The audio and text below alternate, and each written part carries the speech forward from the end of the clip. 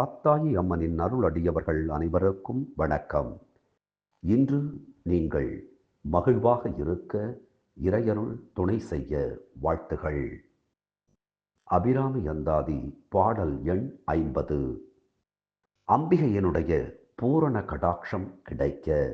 ஆம், அம்பிகையின் அருள் நோக்கு நம்மை நோக்கி வீச வேண்டும் என்கின்ற பிரார்த்தனையை வைக்க இந்த பாடலை படியுங்கள், கேளுங்கள்.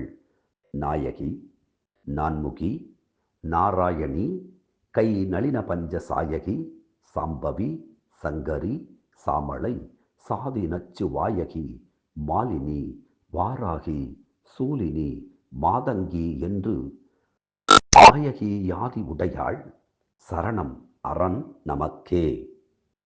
உலகாண்ட நாயகி, பிரம்ம சக்தி, விஷ்ணு சக்தி, தாமரை போன்ற தன் கைகளில் மலரம்புகளை ஏந்தியிருப்பவள், சம்புவின் சக்தி, இன்பத்தை வழங்கக்கூடிய சங்கரி, பசுமை தவழக்கூடிய எழில் கொண்டவள், நஞ்சை வாயிலே உடைய நல்ல பாம்பை நாகாபரணமாக அணிந்தவள், மகாவிஷ்ணுவின் அவதாரமான வராகமூர்த்தியின் ஆற்றல் மிகுந்த சக்தியான வாராகி, சூலத்தை கையில் உடையவள், மதங்கமா முனிவரின் திருமகள் என்றெல்லாம் பல்வேறு விதமான புகழுக்கும் உரியவள் எங்கள் அன்னை அபிராமி. அந்த தேவியின் பாதகமலங்களே எங்களுக்கு புகலிடம் ஆகும். ஆம், அவளை எப்போதும் கைதொழுது மனதிலே நினைத்து நினைத்து மகிழ்ந்திருந்தால் அவள் நம்மை பார்க்காமல் வேறு யாரை பார்த்து விடுவாள்? எப்போதும் அம்பிகையினுடைய நினைவிலே இருப்பவர்களுக்கு அம்பிகை நிச்சயம் அருள் செய்வாள். இன்னொரு தகவல் தெரியுமா?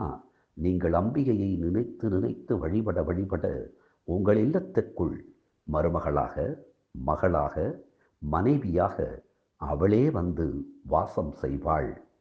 எப்படி உங்களுக்கு அது புரிய வைக்கப்படும் என்பதை உங்கள் வாழ்விலே உணர்ந்து கொள்ளுங்கள்.